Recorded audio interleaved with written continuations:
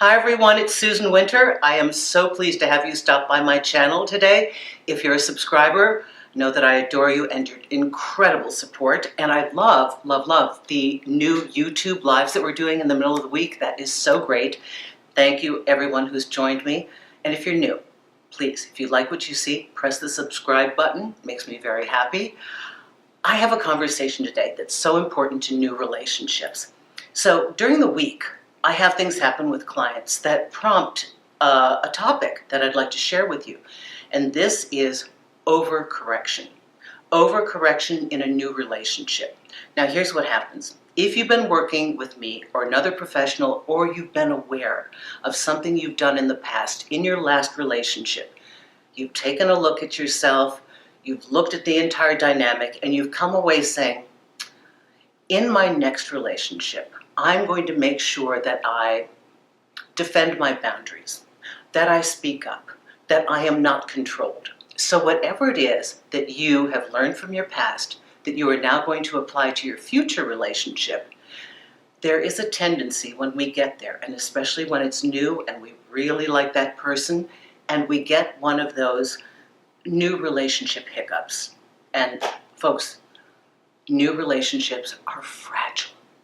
They have hiccups, and we can easily find ourselves getting upset, our ego gets bruised, and we begin that little distancing dance where we separate, we wait 2 hours because we don't feel like returning their text, and then they wait 4 hours because they're a little miffed at us. So here's what happened with one of my clients. So he had wanted a loving partnership, and he'd worked hard to correct things with his last partner, realizing that that partner did not value him.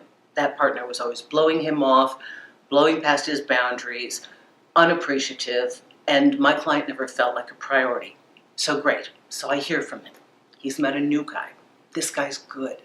They click, they get along, and best yet, it's easy. It feels natural, it feels good, and he's so excited. He understands nobody's perfect, but he's so encouraged by, wow, he's proud of himself that he brought himself to a level to attract a man that he is so attracted to, who's attracted to him, who also wants a committed partnership. So something happens with the guy's work, and he has to stay late, has to break a date. Calls my client. Okay, it's like, okay, we get a little jittery, right? Okay, I hope, is this a one-off? Okay, accepts it, cool. And the guy does the right thing. He said, let's try tomorrow night. Tomorrow night comes, and the guy does the same thing. Now, this is where you've got to check in with your gut, because every part of you is like, oh my God, am I being played? Oh my God, is this a red flag? Because when we see a break in the pattern, or they've been interested and now it seems like, oh, they've got an issue, we always have that moment of fear clouding what is our gut, what is our fear, how do we discern which is which? And so he tried to attempt for another night, and then my client was like, no, I'm actually busy that night, let's talk later. And so what my client did is he punished this guy by not even calling him for the next day or two. And then realized, oh my gosh, here's what I did. Now, everybody has to have courage in a new relationship. The distancing dance started. One person actually had a real reason. Guess what his partner's issue is of correction? I'll never be with a controlling partner again. So you've got a guy that's trying to set boundaries, and you've got his partner who's trying to set, I won't be controlled. So they clash. The universe is so brilliant. It puts us in these dynamics where we're working our own issues out with the correct person to help us evolve. Now, here's why direct and honest communication is so important at the very beginning. I urge all of you to make your partner understand and know that you value honest communication, and that you want to be able to share what you feel and what you think, and you want to be able to share your new relationship fears, and that you want them to feel comfortable doing it to you too. Because what happens is we automatically fall into the dating game. We just fall into it. We start to measure how long between text messages, are they backing off? Do we think they're making us a priority? And true, we have to note these things. But so oftentimes we have our overcorrection bump up against their overcorrection. So when he explained it to me, I actually saw it completely differently. I saw that the man that he likes was being very vulnerable in requesting more and more time, admitting this is abnormal, I know it looks bad, but I actually want to see you. My client, I said, you're bravo, you corrected something, but you went overboard. Because what happens in these corrections, if the pendulum is here, we don't tend to move here, we tend to move to here. And that's how corrections happen until we get our groove.